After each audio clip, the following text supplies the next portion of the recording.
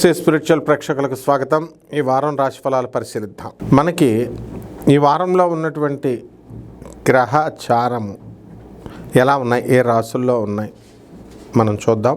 ముందుగా శని వక్రించి మీనరాశిలో, రాహువు మరి కుంభరాశిలో, కేతువు సింహరాశిలో, గురుడు మనకి డిసెంబర్ 5 వరకు కర్కాటక రాశిలో, తర్వాత ఈ యొక్క శుక్రుడు తులారాశిలో, రవి, కుజ, బుధ, ఆ తర్వాత ఈ గ్రహాలన్నీ కూడా మీకు ఈ యొక్క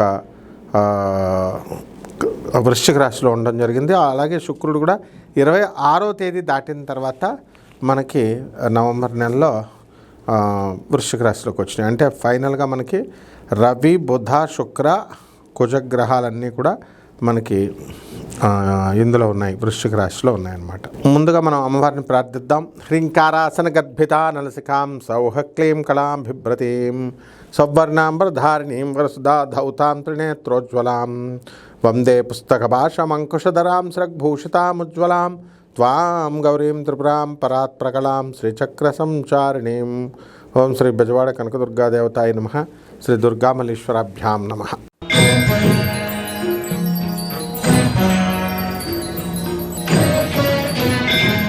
మేషరాశి. ఈ వారం మేషరాశి వారికి అందరికీ కూడా ఏలినాటి శని జరుగుతుంది.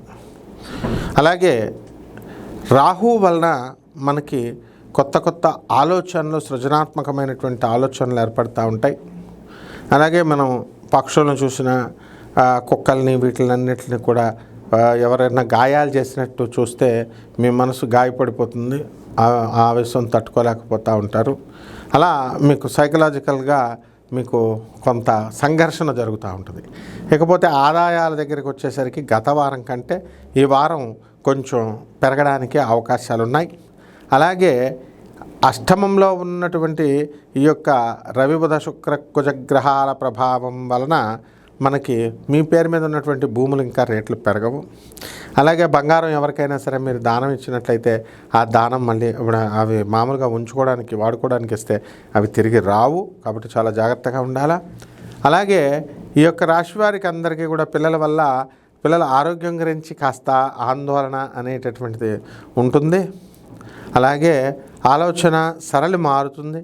మనము బంధువుల ఇళ్ళకి వెళతాము, వీళ్ళు మన గురించి మాట్లాడుతున్నారేమో అనేటటువంటి అనుమానాలు మీకు కలుగుతూ ఉంటాయి. ఎవరైనా సరే ఏదైనా చెప్పినప్పటికీ కూడా మన గురించి అనుకుంటున్నారేమో అనేటటువంటి ఆలోచన విధానం మీకు ఉంటుంది. అలాగే మీరు చేయని తప్పుకి మిమ్మల్ని బలివేస్తారు. ఉద్యోగాల్లో కాస్త టెన్షన్ అనేటటువంటిది ఉంటుంది. సాఫ్ట్వేర్ ఉద్యోగాలు చేస్తున్నటువంటి వాళ్ళకి కొంతమందికి ఉద్యోగాలు పోవడానికి అవకాశాలు ఉన్నాయి రిసెషన్ పీరియడ్ వల్ల. అలాగే ఇతర ఉద్యోగస్తులకు ఎవరైతే ఉన్నారో అటువంటి వాళ్ళు కొత్త ఉద్యోగాలకి మీరు ప్రయత్నాలు మీరు చేస్తారు. చేసిన తర్వాత వాళ్ళు ఎక్కువ జీతం ఇవ్వడం అనేసరికి కాస్త నిరాశపడ్డం అనేటటువంటిది జరుగుతుంది. అన్ని రకాల వ్యాపారాలు బాగుంటాయి. ఇక పరిహారాల దగ్గరికి వచ్చేసరికి మీరు దుర్గాదేవికి ఓం హ్రీం దుమ్ దుర్గాయ నమః అంటూ కుంకుమార్చన చేసుకోండి. అలాగే శని జపం చేసుకోండి, శని స్తోత్రాలు చదవండి. శనికి కిలోం పావు నల్ల నువ్వుల్ని, నల్లని వస్త్రాన్ని పేద బ్రాహ్మణుడికి శనివారం నాడు ఉదయం 8 గంటలకు దానం చేసుకోండి.